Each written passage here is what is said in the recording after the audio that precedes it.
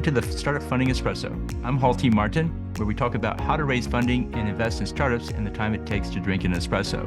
If you have a question about startup funding or investing, please go to the website, startupfundingespresso.com, and type in your question into the chat bot in the lower right corner to receive an answer. I hope you enjoy this episode.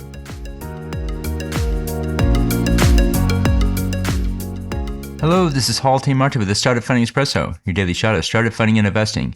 In the early stages of a company, fundraisers should focus on the minimum amount, not the maximum.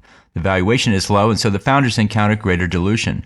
The majority of the fundraise should be done later when the valuation has increased. Each round will cost the founder 25% of their equity. Most use convertible notes. Beware using the convertible note as a credit card in which the founder keeps raising funds on it. At the Series A level, venture capital will check to see if there's enough equity left for their investment. The VC will also want to see enough equity left in the round for the founders. If the founders have given up too much equity in the early stages, then investors will not fund the startup.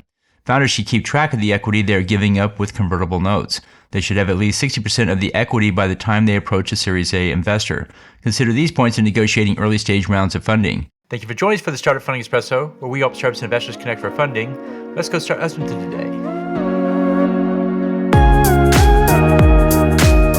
Hall T. Martin is the director of Investor Connect, which is a 501c3 nonprofit dedicated to the education of investors for early stage funding. All opinions expressed by Hall and podcast guests are solely their own opinions and do not reflect the opinion of Investor Connect. This podcast is for informational purposes only and should not be relied upon as a basis for investment decisions.